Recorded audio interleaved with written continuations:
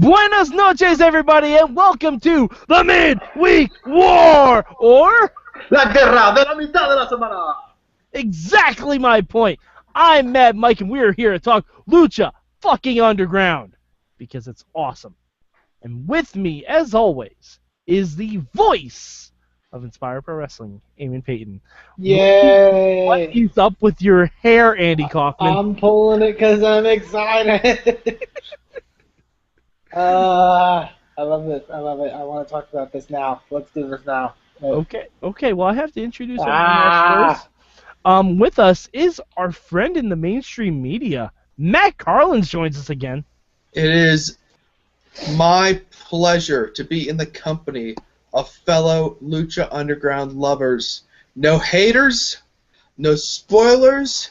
We will fight anyone who disparages Lucha Underground to the death. You have found the right place. If you love Lucha, you have found the right place, my friends. You are here. We are here to embrace you with our words and our voices. Let's do it. Yes, and with us, as we all know, is the most españoliest man. That's not a word. Tonio Garza is here. No, esa no es una palabra. Pero esta semana tengo una erección en español. I'm sure that was entirely accurate. Yes. Sí. All right. So we're gonna do this the way we always do it. Eamon, ¿cuál es tu palabra for Lucha Underground? Mi una palabra es backstory. Ooh. Okay. Matt Carlins. Teleportation. Ooh, someone's teleporting. New tricks. Garza, how about you? My word is master. Ooh, I like it. And that plays into the comic this week too. Yes. Mi palabra es. Damn it! I had one. I just lost it. All right. Well. Bangs. When in doubt, your one word is bangs. Yes. Bangs. That is correct. Actually, yeah, we'll go with that because there was a lot to do with Miss Business Bangs Catrina this week. All right. So, Eamon, ¿cuál es tu bueno this week? Mi bueno is, in my opinion, one of the best scenes so far this season. And that is with Dario and Black Lotus. Oh. Yeah. Which provides a lot of great backstory to the story of Dario Cueto. Of the fact that back when they were children, his mother was very abusive to both him and Matanza. And the Red Bull, that has been such a symbolic aspect of all of Lucha Underground, was used by Matanza to kill his mother. And maybe. No, maybe. No, maybe. No, there's no maybe involved here. If someone tells me how a murder happens on Lucha Underground, I believe it. No.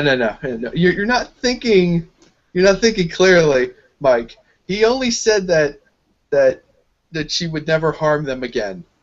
So she didn't kill her. He made it so she could never harm them again. That door is open. Possibly. In my mind. I like the idea of mom dying in Lucha Underground. You know what? Unless they bring in The Rock's mom as Dario Cueto's mother, and she leads a stable against her bastard sons, I don't care. Yeah. I assume she's dead. But it's such a well acted and well shot scene, because he's telling the story and he's starting to get emotional about it, and then like it pans to Black Lotus for a second, and then goes back to Dario, and it almost looks like he's about to cry. Mm-hmm. So it's oh, you're seeing this emotional, softer side of Dario Cueto because he had this backstory of oh, he was abused as a child, so you're starting to see a different side of Dario, which is nice. And Black Lotus goes, oh, I'm that's terrible, and he goes, no, it was great. It made me find out why I love violence so much. He's like, I look at it like a happy memory. And then he starts maniacally smiling, and you realize he's a psychopath. By the way, I remembered my original word. Yes. Fame. Fame. Fame. I'm sorry, Amy. I didn't mean to cut you off. I No, just that's remembered great. it. I wanted to make sure I didn't lose it again. No, that's fine. But just the idea that a scene like that can make you think, oh, I feel so sympathetic for this person at this moment, and then just turn it like that is like, oh, it's so amazing. I can't say enough good things about that scene. I have a question. Have any of you guys seen Daredevil? No, I have not. The series? Yeah, on Netflix. Yes. Okay. I don't remember much of it, but I did watch it. I'm picturing Matanza as kind of a character like the Kingpin in that series, because and you guys don't care about spoilers. So if you haven't seen Daredevil by now, watch fucking Daredevil. You have Netflix, watch it. But the After Kingpin, you watch Jessica Jones. no, you can do before. Either way. After. I'm not getting into that. Right. But the character of the Kingpin, as a child, murdered his father, and he keeps a painting around that reminds him of when right after he murdered his father, he had to stare at the wall to kind of like calm himself. I'm picturing this is what Matanza's going to be like, and I'm super excited by it. Yeah. That could be really good. Yeah. All right, Matt, ¿Cuál es su bueno this week? Yeah. Well, we all love Dario, so I'm not going to stop. Eamon, we're completely in sync this week. It's crazy. I tell you what, I love. I also love your lower third. I couldn't do another Taco Bell joke. I've run out. And I thought you were going to make a Cricket Wireless joke. You thought? No. Oh yeah, that's so good. Hey, you know what? I told people go support AutoZone. Go get yourself a Cricket Wireless plan right now, folks. Support the people who support Lucha. You thought people wanted Dario to get an Emmy last year, man. He keeps up like this, they're going to go crazy. I love that payoff for that final scene from Lucha, from Ultimate Lucha last year. I can't believe we got that. I was freaking out. Okay, a good thing for me. I love the machine called Cage. I just love him. I love him. I love that I love that he beats the crap out of Johnny Mundo. I love that it takes like a steel pole to knock him down. No, like a hammer. I don't know what it was. It was a large piece of plumbing, something. I don't know. Just I love Weapon X. I just love it all. I'm all in. I love it. What more do I need to say? Do either of you know who that was that helped? Like a little bit more backstory on who that was to help Johnny? That is the Teo Valkyrie. Yeah. Okay, hold on. One of you at a time. Sorry. Garza actually probably knows more than I. Garza, it'll sound better coming out with your voice, so you tell us, please. That is Taya Valkyrie. She's a student for Booker T. She is the current Reina de Reinas champion in AAA, aka the women's champion. She's not like a super talented girl like Triller or Melissa, but she's really talented. And she's part of the Perros Goldao with Pentagon Jr. I don't know. She was someone that I wanted to see last season, so that's why I'm really excited right now for Taya. Okay. All right. While we're talking to you, what was your bueno this week? Well, since I already said all that, I'm just gonna choose something else. King Cuerno. King Cuerno, what seems to be like a face turn and like sticking up to his guns, and he's a fucking cowboy. So King Cuerno. Alrighty. No, I really like that segment. Like just King Cuerno, like he's been losing since he won the title. Like you can tell King has his number, and I like how even though he has a kind of like a spoken contract with Catrina, like, no, fuck it, I want my title shot. Yeah. So I'm excited. Also, that match with Killshot. Oh my god. Fucking great. Jesus Christ. I was gonna say something else, but yeah, that fucking match with Killshot was really good.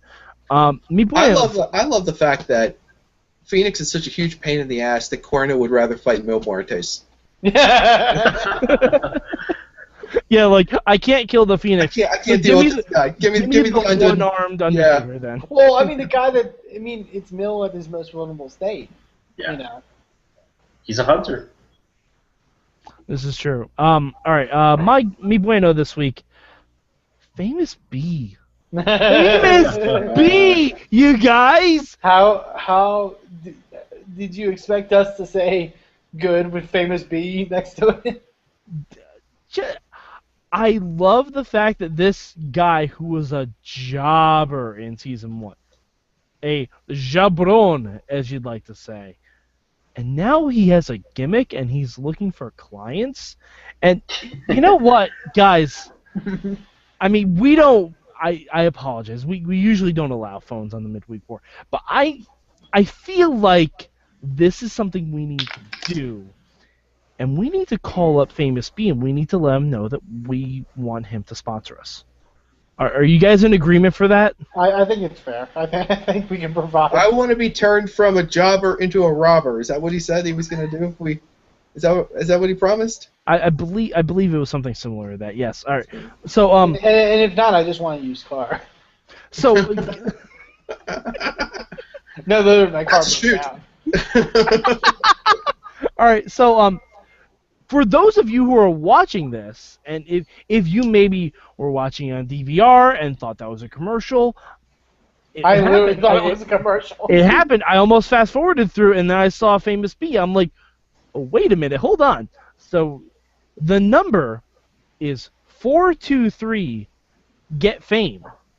That's 423-438-3263, and fuck it, I'm gonna call it right now. I'm going to hold my phone up to the speaker so you guys can hear it. Thank you for calling 423 Get Fame. That's 423 Get Fame. To talk to me, Famous B. Leave me a message and tell me why you think you've got what it takes to be my next client. And maybe, just maybe, I'll be in touch to make you famous like me, Famous B. Hi, Famous B. This is Mad Mike representing the Midweek War. We are currently talking about Lucha Underground, and I have my buddies Tonio Garza, Eamon Paton, and mainstream Matt Carlins here. And we are huge fans of your work, and we feel like that you would be the best possible representative to bring our little show here to the next level. And I feel like we could go from the midweek war into the main week war, and I think you can help bring us there. So please help us, Famous B. Help us, help you, help us. Thank you for your time. Are we really a fan of his work? You forgot to say show me the money. Damn it! I forgot to say I love black people. You should have also told him that we were calling because we couldn't get Heyman. That's why we were calling. Oh, no. I would never do that to Famous B. That's a big thing. Yeah, it's fucking awesome. Like, as soon as I saw that, like, I looked at the first letters on the thing, and I'm like, wait, that's not 555. This is a real number. So I had to pause Lucha immediately and call the number. I'm like, okay, this is a real number. I will be saving this number in my phone. We will be calling it eventually. And I think that's a recurring thing that we say every week. But it's the little things with Lucha. Like them making a real number for this infomercial that they put out. Like, it's amazing. All right, so, Eamon, what would be your malo this week? My malo for Lucha Underground, I think it's a lot of people. I think we're all going to kind of say the same thing. I'm just going to go with the gauntlet match. I didn't think it was bad. I think it went a bit longer than it needed to. Overall, I actually like Tejano. I'm very much excited for Tejano this season. But yeah, I don't know. I found it kind of weird. We also have a theme, I guess, from this week's show, which was people in possession of other people's weapons. Yeah, fair point. So that was interesting. But yeah, again, it still was a fine match. Like it's very hard to give a definitive bad to Lucha. Yeah. Okay. Matt, how about you? What was your malo this week? I kind of feel bad about saying this because I really like really like Jack Evans this week, but I feel like Drago's getting like dragged down a little bit. Like to me, he's like main event Lucha Underground guy, but it feels like he's being sucked down into a trios team with the Darewolf and Jack Black, and they're going to form like Nunchuck Club or something like that. Oh, I know. That would be the tag team name, Jack Black. That's the tag team of Jack Evans and PJ Black. It's Jack Black, but when they're a trios team, they should be Nunchuck Club. No, when they're a trios team, they should be called How to Train Your Drago. Yeah. Okay. All those three names were terrible, guys. I'm sorry. No, that name was awesome. Although, did anyone else find it weird that Drago came out in a fucking Donnie Darko helmet? Yeah. Like, what was that? Like, was that Nightmare Batman? Because I've always equivocated Drago to Batman on some level. But was that? I don't even know what the fuck that was. It was awesome. I also loved it because there was a big theme that I always loved from last season, which was wrestlers standing in that part of the arena as like sort of surveying it. We got a lot with Cuerno, Drago, I think Killshot, yeah, like And Helico, obviously. and Helico. Like I love that idea, but also like Jack Evans pointing out and being like, "Yeah, fuck you, dude." Jack Evans' promo was amazing. This Jack week. Evans is Special. a shitty fucking dude, and I love him for it. Jack Evans is like their equivalent of Kevin Owens a little bit. A little bit, yeah. All right, Garza, what is your Malo this week? My model for this week is Katrina. You think shut your fucking mouth. No. She's way too OP. She's way too overpowered. Like, I understand having a stone that can throw She's people. a ghost! No, yeah. I mean, She's like, yo. yeah, but now it's a fucking Kung Fu Ninja ghost. Like, she was kicking Pentagon's ass. Like, that's way too much for Katrina. I don't agree. Pentagon almost. See, Garza, I think there's a different thing at play here. I think Pentagon and Katrina have some kind of history together. A history that we don't know about yet. And I feel like that's why Pentagon wasn't going full board against Katrina. But still, Katrina still knows Kung Fu. Okay. So does like everyone in Lucha. Yeah, that's too much. The only That's person who doesn't know Kung Fu is fucking Marty the Moth. And Dario. Well, we don't know that. I'm convinced Dario not only knows Kung Fu, but doesn't need it because he has a giant fucking mech suit that he'll go into if he ever gets in the ring. Here's hoping. All right. Everyone's entitled to their incorrect opinion, Garza. It's correct. She's way too OP. That's fine. Mimalo this week, there was no Mothra. There was no Mothra. Like, last week we got the huge payoff where Sexy Star came barging back into the temple, and I was really, really excited and expecting to see it, and we got nothing for it. And I know it's Lucha. They're going to pay it off eventually, and I'm going to squeal like a little giddy boy, but damn it, I wanted to see it this week. So, really, my bad is not giving me more things. So I'm becoming spoiled. Yeah. But Eamon, ¿cuál es tu cambio this week? God, I'm trying to think what I had for a cambio. Dang it. I'm trying to think. Okay, we can come back. Come back to me. Matt, what will be your cambio this week? I thought they needed to do just a little bit of clarification at the end of the scene with Cuerno and Katrina, where he's kind of like on his way out the door, and she's like, "Oh yeah, by the way, you don't get Mil Muertes, you get Phoenix next week, and that belt's on the line." And Cuerno's like, "No, it's not," and she's like, "Yeah, it is." And then Cuerno just kind of walks away. It's kind of like, "Okay, is it?" You know, it just felt like it needed like that one more kind of, "No, man, it totally is." And then Cuerno could have been like, "F this," and kind of, "Oh well," and kind of like. Well, yeah, I mean, she runs the show. I think it's kind of, implied what she says goes. I just felt like there was just like a hint of vagueness left over at the end of that thing. Yeah. Side note with that last segment, because I just have it noted in all caps in my notes, Skull Snow Globe. That's true. Was that a snow globe or was that like a crystal ball? Well, it was like a snow globe, but it wasn't snow. It was like blood, basically. All right. Amy, Put that on the list next to the Red Bull on the most necessary items at the updated Lucha Underground online store. By Yeah. the way, I really hope that Red Bull sponsors Ultima Lucha. That would just be funny on a lot of levels. Amy, did you think of your cambio yet? My cambio for this week I think goes to yours. Was to touch slightly on Marty's sister, just slightly. I think Lucha's in that thing where like sometimes the cliffhanger happens not the week next, but the next week. Like we saw that with Mysterio, we saw that a couple times so far this season, and that's fine. It's a selfish thing. It's very much from a selfish point of view of wanting to see the payoff. Yeah.